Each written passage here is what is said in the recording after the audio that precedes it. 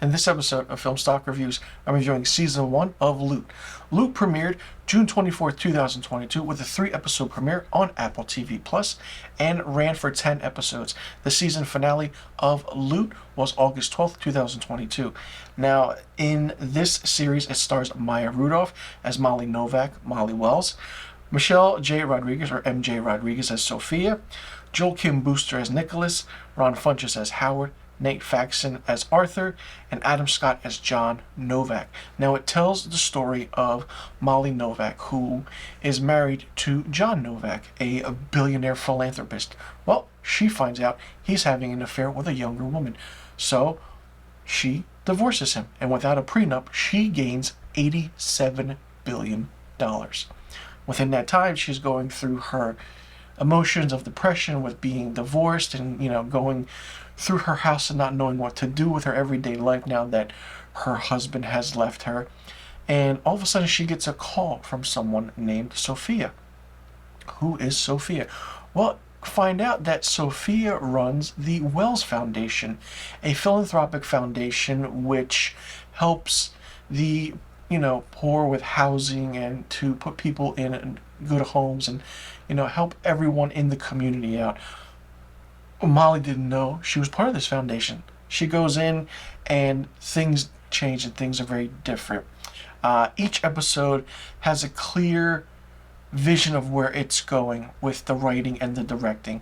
The show was created by Alan Yang and Matt Hubbard, and it's really, really well done. The reason I say it's really well done is because Maya Rudolph gives a great performance as Molly Wells.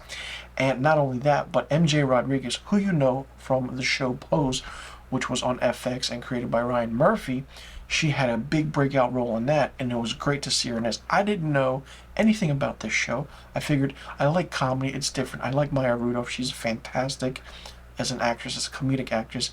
And I figured, let me give this a shot and let me give this a chance. It did not disappoint.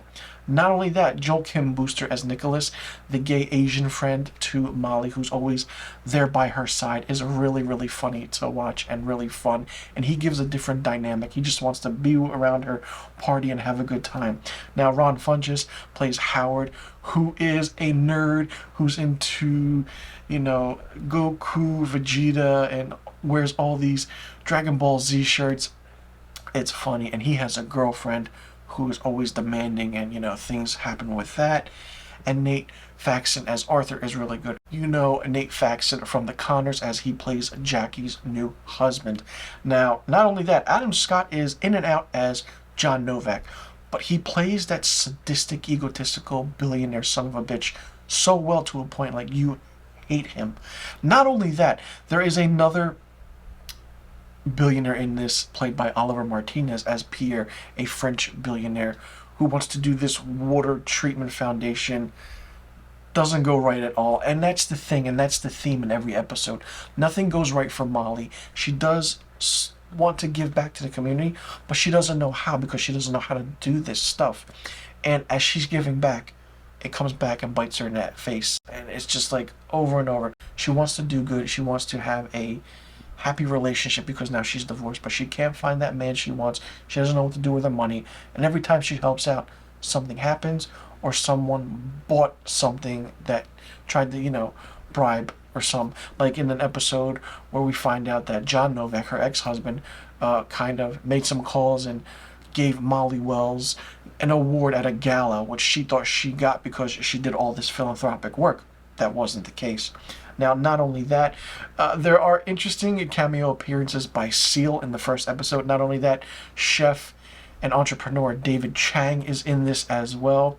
And I do want to say that the characters of Rhonda and Ainsley are in it, but I want to see more of those characters. It's really well done how those two characters interact with the office. And this is an interesting setting. Each, I want to say, character had their own place in this show. We weren't taken away from one, or one episode didn't focus on someone else. Each character had their own perfect amount of screen time that told their story to a point where we understood what they were going through. Even behind this, how Molly Wells was coming through into her own now that she had a divorce and she didn't know what to do with all this money all of a sudden. I could say that Sophia, played by MJ Rodriguez, is the villain in a way, but she's just intimidating, and she is an intimidating actress. She's a phenomenal actress. But I feel like she was just too much for that role. Maybe because I didn't like it or understand it, is because she played it so well. I mean, it's great. And Ron Funches as Howard and Joachim Booster as Nicholas were the comic relief, as was Nate Faxon as Arthur. But the character of Arthur is really this laid back, office worker who just loves birds and nature. Ron Funches as Howard is his own, guy who just has trouble, as does Nicholas, but they all try and confide in one another. And we slowly understand that, the character of Molly Wells isn't so bad at what she does. It's just that she doesn't know what to do with all this money she got. The writing is great. The comedy is so dry, but it's well done. There's a lot of metaphors, there's a lot of pop culture references, and the music, I want to say. The music in this show is really good. Each music that is picked in every scene from the first episode up until the season finale is tremendously great. There's overtures, there's classic tunes you understand with, the upbeat tempo from the 90s or the 80s or the old school classic, the French music, the opera, the hip hop.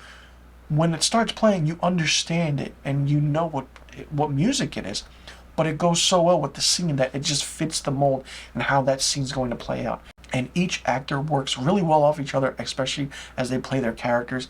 There's some fun moments, there's some emotional moments, there's some intense moments, but it's really, really good and really, really well done. I'm very surprised that this show was this good. I didn't expect it at all, and I always love to go into shows not knowing what to expect, especially when it's a comedy. I did binge watch this, all the entirety of season 1 in one night. It's really, really quick. I believe the first episode is about 38 minutes, and every episode after that is 25 to 30 minutes long, with the season finale being close to 35 to 38 minutes. You can definitely watch this in 5 hours or less. Enjoy it. It's amazing. It's fantastic. And Loot did get picked up for a second season. So after the events and how season finale of the season 1 ended, I'm curious to see what's going to happen and how the story plays out. But it's going to be fun for sure. And I'm curious to see who actually comes into the second season. In one of the episodes, she did call out other billionaires. So I'm curious to see if they're going to get other billionaires, real life billionaires, or are we going to get like those made for television comedy billionaires that are based off of real life billionaires. It's going to be interesting to see what happens. And Maya Rudolph is great, and the whole cast is absolutely amazing. For me, season 1 of Loot gets 5 out of 5 stars. Let me know in the comment section below what you thought about season 1 of Loot. Did you like it? Did you not like it? What did you think of it? Did you like the dynamic between all the characters? Who was your favorite character? Who was your least favorite character? And where do you see season 2 going after the events of what happened in season 1? And did you like the pacing, and did you like the comedy? And what do you think is going to happen in the second season? Let me know in the comment section below about the questions I just asked about season 1 of Loot, and also let me know what rating you would give season 1 of Loot, and I'll see you all in the next review video.